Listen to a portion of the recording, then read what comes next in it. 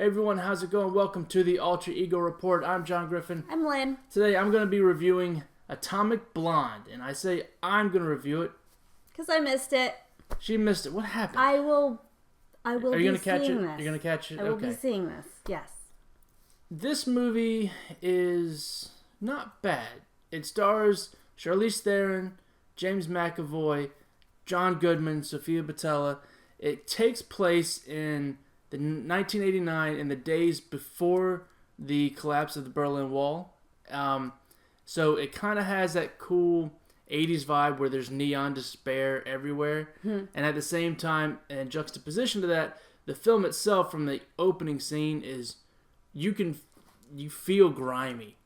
Everything looks dirty, and it kind of juxtaposes against that where everything's neon because it's the 80s. So it's an interesting film in that aspect.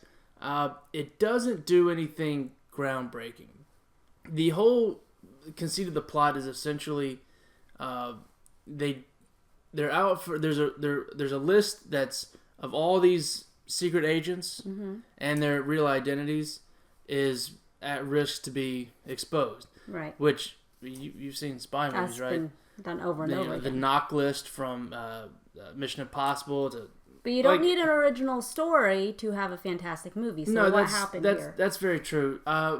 So, like I said, the story's nothing too original. It misses something. Okay. Do you know what I'm saying? It's missing something. I think it's just... So, a lot of people are going to compare this to John Wick. Right. What made John Wick awesome, not just the hand-to-hand combat and the fighting and the grittiness of that, but they built this world, with all the assassins, the hotels.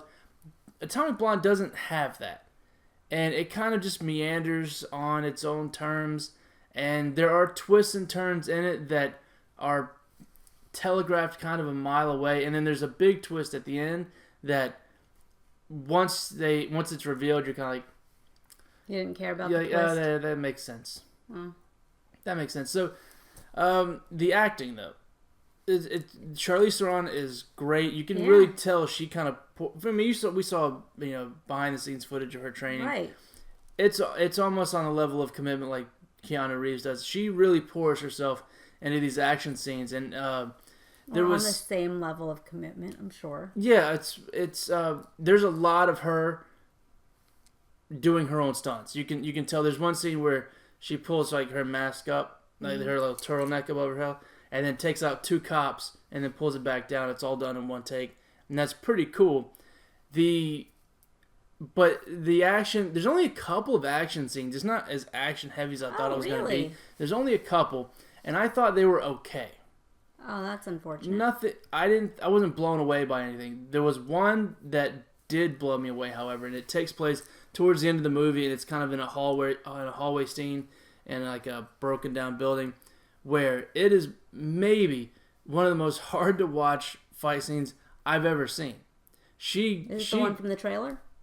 Well, they show all of them from the trailer. Everything in the trailer everything in the movie's been seen in the trailers. Oh. But yeah, the stairwell scene you've seen in the trailer. That's the one. Is brutal to watch. I mean, she takes a beating, and it shows every bruise on her face. So it's that action scene alone might be worth the price of admission, and so it's just the movie as a whole kind of feels a little bit hollow. I didn't really care. Now, is that because you had the John Wick level of expectation though? Maybe, yeah, maybe. It doesn't have that cool feel to it. It tries really hard, but I don't think it's as smart and intriguing as it thinks it is. You know what I'm saying? Does that make sense? Yeah. It's directed by David Leitch, who's got he was one of the directors on John Wick. Okay. He's got Deadpool 2 coming up, so I think he's got. His direction of this movie is fine. It's just the script and the story kind of there's nothing enough to it. Yeah, exactly. Okay.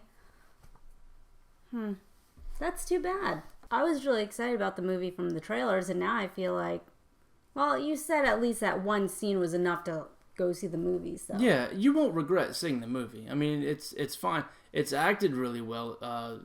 James McAvoy plays a. Well, he's fantastic. He's really great in everything he does, and there's no exception here. He's great.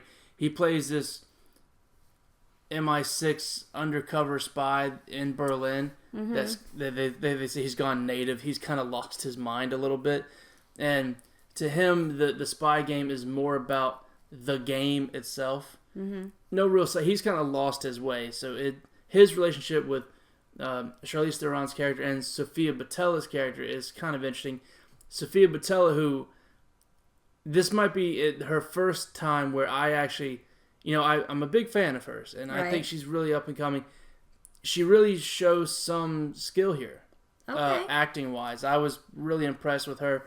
She plays an undercover French operative that's kind of got into it because she thought it would be fun, and realizes pretty quickly that she's way in over her head.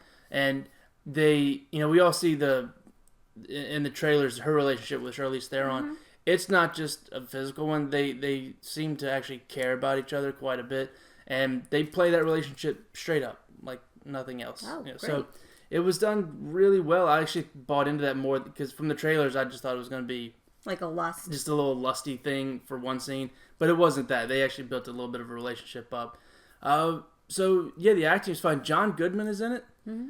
He's in it a few minutes, and he plays more of an understated role, and he's fine. And that's about it. There's just nothing. Once the credits roll, I didn't dislike anything about the movie.